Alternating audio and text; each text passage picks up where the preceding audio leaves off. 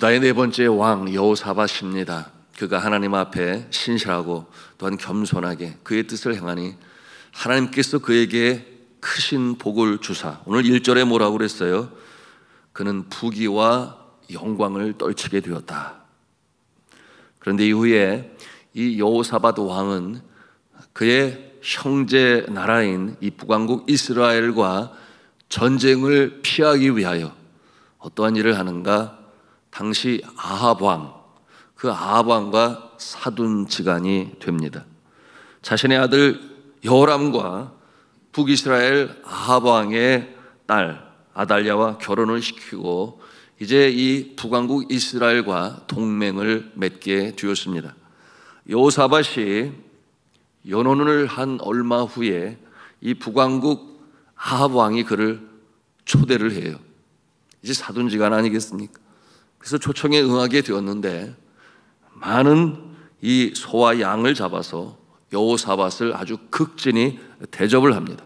그리고 나서 자신의 야망을 여호사밧에게 알리고 함께 오늘 말씀해 보니 길랏 라못을 함께 공격하자, 그 땅을 다시금 도로 찾아오자, 이와 같은 제안을 해요. 여러분, 이 길랏 라못은 요단강 동편에 있는 땅으로 정치적으로나 군사적으로나 경제적으로나 굉장히 유용한 곳입니다. 그것은 과거 그의 부친 이 오므리 왕, 그때의 아람 왕 벤하닷에게 빼앗겼던 지역이었어요. 그러므로 이 아합 왕이 다시금 돌려받기 위하여 이 여호사밧 왕에게 이처럼 요청을 하게 된 것입니다. 이 여호사밧 왕이 이제는 사돈지간이 되었으니 그 동맹으로 인하여 그 요청을 거절하지 못하고 함께 전쟁에 참여하겠다 동의를 했어요. 그런데 그렇게 동의를 하고 보니까 이 여호사밧 왕의 마음이 어떤 생각이 드는가 하면, 하나님이 과연 이 전쟁을 기뻐하시겠는가? 하나님이 과연 승리를 우리에게 주시겠는가? 이게 생각이 났어요. 그러므로 이 아합 왕에게 무엇을 부탁하는가? 하나님이 기뻐하시는지 하나님의 뜻을 알기 위하여 선지자들에게 물었나이까? 이렇게 질문을 합니다. 그런데 이 아합 왕은 그렇게 신실한 자가 아니에요. 여러분, 이 남왕국, 북왕국 다 합쳐서 가장 하나님의 마음을 아프게 한 죄를 많이 저지른 왕이 아합 왕입니다. 여러분, 그의 아내 이세벨을 기억하지 않습니까? 그래 마지못해 이 여호사밧의 제안을 받아들여 그날 400명 이 선지자들을 불러다가 하나님의 뜻이 어떠한가 묻습니다. 그런데 우리가 생각해 볼 수 있지 않습니까? 여러분, 북왕국 이스라엘에 과연 신실한 참 선지자가 얼마나 되겠어요? 우리가 함께 나누었습니다. 르호보암 왕 때 여러분, 그가 소를 가져오고 양을 가져오고 이 뇌물을 가져온 자들을 제사장으로 세우고 또한 그 성소에서 일하게 하고, 정작 레위 지파, 레위 사람, 하나님의 지파의 사람들은 그 자리에서 쫓아내게 되니 그들이 남왕국으로 내려오게 되었다. 여러분, 그러니 그 참 선지자들이 아닌 그들이 뭐라고 말을 해요? 이렇게 대답을 하죠. 올라가소서, 하나님이 그 성읍을 왕의 손에 붙이시리이다. 근데 그 모습을 바라보는 이 여호사밧, 그래도 주님 앞에 신실한 왕이 마음이 내키지가 않아요. 영적으로 센스가 있지 않겠습니까? 그러므로 다시 요청을 해요. 자, 6절 말씀인데요, 우리 6절 말씀을 같이 읽습니다. 시작. 여호사밧이 이르되 이외에 우리가 물을 만한 여호와의 선지자가 여기 있지 아니하니까. 이 아합 왕의 마음에 찔려서 답을 하는데 뭐라고 답을 하는가? 7절에 있는 내용이죠. 또 같이 읽습니다. 시작. 이물라의 아들 미가야, 후반부인가요? 이물라의 아들 미가야 한 사람이 있으니 그에게 여호와께 물을 수 있으나 내게 대하여 좋은 일로는 예언하지 아니하고 항상 나쁜 일로만 예언하기로 내가 그를 미워하나이다. 그가 참 선지자인데 그의 말을 들으려고 하지를 아니. 아방이 무슨 선한 일을 했습니까? 당연히 그가 하나님의 대언자로서 말한 것이 그의 마음에는 마음에 들지 않았던 것이죠. 근데 그 말을 듣는 여호사밧 왕이 뭐라고 그래요? 왕이여, 그런 말씀을 하지 마옵소서. 그를 불러 들으소서. 이렇게 조언을 합니다. 그 마지못해 이 미가야 선지자를 부르게 되는데, 그에게 보낸 이 사자가 이 아방의 뜻을 아니까 이 미가야 선지자에게 뭐라고 말을 하냐면 12절에 있는 내용인데요. 미가야를 부르러 간 사자가 그에게 말하여 이르되 선지자들의 말이 하나같이 왕에게 좋게 말하니 청하건대 당신의 말도 그들 중 한 사람처럼 좋게 말하소서. 이렇게 부탁을 해요. 여러분, 참 선지자가 그 말을 들을 때 그 말을 듣습니까? 어림도 없지요. 그러므로 그가 뭐라고 대답을 해요? 우리 13절 찾아가서 같이 읽도록 합니다. 시작. 미가야가 이르되 여호와께서 살아계심을 두고 맹세하노니 내 하나님께서 말씀하시는 것 곧 그것을 내가 말하리라 하고, 이 아방과 여호사밧 왕 앞에서 이 미가야 선지자가 하나님의 뜻을 직언을 하여 그들에게 전하게 됩니다. 자, 그것이 이제 16절에 있는 말씀인데요. 우리 같이 읽겠습니다. 16절 시작. 그가 이르되 내가 보니 온 이스라엘이 목자 없는 양같이 산에 흩어졌는데 여호와의 말씀이 이 무리가 주인이 없으니 각각 평안히 자기들의 집으로 돌아갈 것이니라 하셨나이다 하는지라. 이게 무슨 말씀이에요? 전쟁을 하라는 거예요? 말라는 거예요? 하지 말라는 거예요. 목자 없는, 주인 없는 양들처럼 흩어져 있으니 이제 집에 돌아가서 쉬게 하라라고 하는 것은 전쟁을 하지 말아라, 모집된 병사들을 돌려보내라, 이와 같은 내용으로 하나님의 뜻을 전합니다. 그 말을 들은 아방이 어떻게 합니까? 아주 경노하지요. 경노하여 그가 뭐라고 말을 해요? 여러분, 그 내용이 이제 18장 26절에 있는 내용인데요. 제가 읽겠습니다. 이놈을 옥에 가두고 내가 평안히 돌아올 때까지 고난의 떡과 고난의 물을 먹게 하라. 여러분, 이게 할 일입니까? 하나님의 종인데 말이죠. 하나님의 뜻을 그대로 전하였는데 아방의 귀는 들리지 않고 눈은 있어도 보지 못하고 마음은 깨닫지 못하는, 여러분, 이와 같은 모습을 보면서 이 미가야 선지자가 아주 의미심장한 말을 이 감옥에서 그에게 남기지 않습니까? 이제 그 내용이 27절에 있는 내용이에요. 우리 27절 말씀을 같이 읽습니다. 시작. 미가야가 이르되 왕이 참으로 평안히 돌아오시게 된다면 여호와께서 내게 말씀하지 아니하셨으리이다 하고, 또 이르되 너희 백성들아 다 들을지어다 하니라. 그러면 아방이 승리하고 돌아온다는 거예요? 지고 돌아온다는 거예요? 승리 못할 거다. 안 그랬으면 하나님이 왜 이런 말을 나에게, 왕에게 전하라고 하셨겠느냐? 그와 같은 내용으로 말하죠. 여러분, 이와 같은 일련의 과정을 보면서 참 우리의 마음에 참 깨달아야 할 것 무엇이겠습니까? 통치자가 정말 그 마음이 이 권세를 주신 하나님을 향하여 열려있지 아니하면, 우리나라 전통적인 말로 한다면 하늘을 두려워하지 아니한다면, 그러므로 백성의 뜻을 알지 못한다면, 여러분, 그것은 아니라는 거죠. 여러분, 이 일련의 과정을 통해서 우리가 배우는 것, 대조적인 이 두 모습, 첫째는 하나님의 뜻을 먼저 알고 행하려고 하는 이 여호사밧, 그런가 하면 하나님의 뜻과 상관이 없이 자신의 뜻을 행하려고 하는 이 아합 왕, 그런가 하면 또 다른 두 불의 모습을 보게 되는데, 그 첫 번째 불의 모습은 뭡니까? 거짓 선지자들 아니겠어요?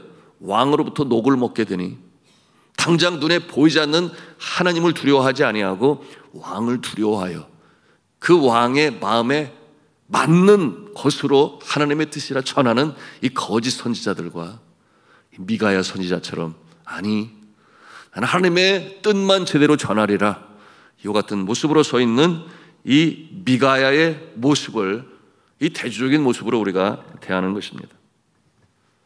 과거에 이 나치 정부가 독일을 이끌고 있을 때 아돌프 히틀러는 이 위대한 게르만 민족, 그 위대성을 나타내기 위하여 그들을 선동하죠. 통합을 하는데 방해 세력이 되는 유태인들을 다 죽여야 한다. 그래서 얼마나 많은 600만이라고 그랬죠. 그런가 하면 여러분, 이 유럽을 통합하기 위하여 전쟁을 일으켰으니 제2차 세계대전 아니겠습니까? 여러분, 그 전쟁의 당위성을 내세우기 위하여 심지어 독일 교회에 주문을 해요. 우리의 전쟁이 당연하다라고 하는 이 당위성을 만들어내라 신학자들에게 주문을 하고 독일 교회가 자신의 편에 서기를 바랬습니다. 아합왕과 비슷한 면이 있지 않습니까? 여러분, 당시 독일 교회는 이 체제와 문화는 가지고 있었지만 많은 사람들에게 그리스도의 사랑으로 전하고 또한 의를 세우는 일에 있어서는 영향력을 미치지 못했어요. 여러분, 예수 그리스도의 사랑을 실천하지 못하고 있었는데 그러던 중 히틀러가 우리가 교회를 보호해 줄 테니 나치를 지지해 주고 나치가 하는 정책에 대하여 기독교인들이 따르도록 그렇게 우리를 협력하라, 명령적으로 그렇게 명령을 내렸습니다. 그러니 개신교나 가톨릭이나 거기에 순응을 하고 듣게 되었는데요, 그 중에 하나는 뭐였는가 하면 성직자들은 모두가 하나같이 그 나라 정부로부터 이 생계비를 받고 있었습니다. 공무원과 같이 말이죠. 그러니 그것이 하나의 또 이 듣지 아니할 수 없는 요인 중에 하나가 되었습니다. 그러나 이에 맞서 교회 내에서도 저항하는 움직임이 일게 되었으니 이 그룹을 가리켜 고백교회라고 불러요. 고백교회. 그래서 이 나치 정부 행하는 일이 잘못된 것이다. 왜 유대인을 그렇게 학살하느냐? 왜 전쟁을 일으키느냐? 여기에 대해서 반대했어요. 성경적인 신앙을 지키고자 했는데요. 여러분, 그들 중에 한 사람이 우리가 그 이름을 익히 잘 알고 있어요. 본회퍼라고 하는 신학자요, 목사님이신데 끝까지 대항을 하다가 그는 결국 체포되고 감옥에 갇히고, 그리고 1945년 4월 8일 주일에 결국 그는 처형장으로 끌려갑니다. 그 처형장으로 갈 때 슬퍼하는 동료들을 바라보면서 이 본회퍼 목사님이 뭐라고 그들을 위로하면서 남긴 말이 있는데, 기뻐해 주십시오. 오늘은 내 새로운 삶의 출발입니다. 기뻐해 주십시오. 오늘은 내 새로운 삶의 시작입니다. 그 말을 남기고 처형장의 이슬로 사라진 것이 아니라 주님의 품에 안기게 되었습니다. 그야말로 그는 하늘에 속한 사람이었죠. 여러분, 그러면 이 아돌프 히틀러, 하나님의 뜻을 저버리고 전쟁을 일으킨 자신의 야욕에 이 광분한 미치광이가 된 그는 어떻게 됩니까? 여러분, 그 결말이 이러합니다. 아돌프 히틀러는 전쟁의 패장이 되어서 1945년 4월 30일 베를린의 한 벙커에서 자신의 머리에 권총을 쏘아 결국 자살합니다. 그리고 그의 부인도 마찬가지였어요. 그의 부인 에바 브라운도 청산가리로 삶을 마감했습니다. 자, 그러면 이 하나님의 뜻을 저버리고 전쟁에 임한 아합 왕은 어떻게 되었을까요? 전쟁터에 나가면서 이 아합 왕은 여호사밧 왕에게 이렇게 부탁합니다. 당신은 왕의 옷을 입고 있으소서.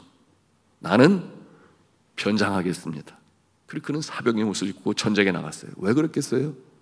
교활한 건 아닙니까?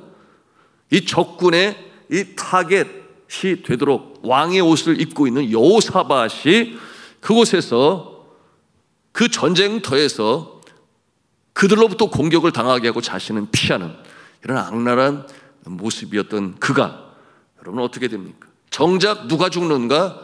여호사밧이 죽는 게 아니에요. 아합 왕이 죽게 됩니다. 여러분, 33절 34절의 말씀 우리 같이 또 보도록 합니다. 시작. 한 사람이 무심코 활을 당겨 이스라엘 왕의 갑옷 솔기를 쏜지라. 왕이 그의 병거 모는 자에게 이르되 내가 부상하였으니 네 손을 돌려 나를 진중에서 나가게 하라 하였으나 이날의 전쟁이 맹렬하였으므로 이스라엘 왕이 병거에서 겨우 지탱하며 저녁 때까지 아람 사람을 막다가 해가 질 즈음에 죽었더라. 해가 질 즈음에 죽었더라. 여러분, 같은 내용을 담고 있는 이 열왕기 상에서 22장의 그 내용을 보니 이 아합의 죽음에 대해 좀 더 구체적으로 기록을 하고 있는데요, 병거에서 활을 맞은 이 아합 왕은 그 병거를 그의 피로 적셨다 그랬어요. 그리고 그 병거를 사마리아의 못에서 씻을 때 개들이 그의 피를 핥았다고 했습니다. 여러분, 그와 같은 모습은 이미 여호와께서 예언한 것이라 그렇게 기록하고 있습니다. 사실 이 아합 왕은 말씀을 드린 것처럼 남왕국 유다와 북왕국 유다 통틀어서 가장 악한 왕이었습니다. 열왕기상 16장 30절에 뭐라고 기록했는가? 오므리의 아들 아합이 그의 이전의 모든 사람보다 여호와 보시기에 악을 더 행하여 그는 이전에 이스라엘 모든 왕보다 심히 이스라엘 하나님 여호와를 노하시게 하였더라.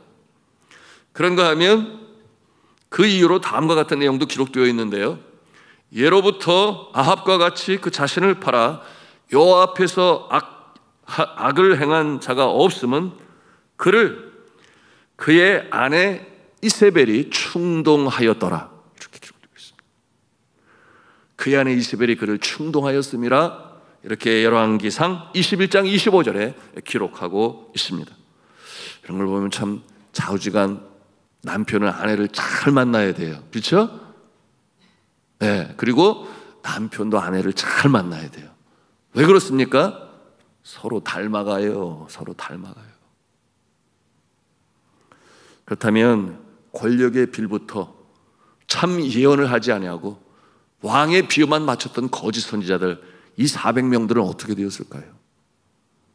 여러분 아시는 대로 갈멜산에서 그들은 최후를 맞이합니다. 여러분, 그 서슬이 시퍼런 북왕국 상황에서 외롭게 주의 말씀으로 대안하던 주의 종이 있었으니 그가 누구예요? 엘리야 선지자 아니었겠습니까?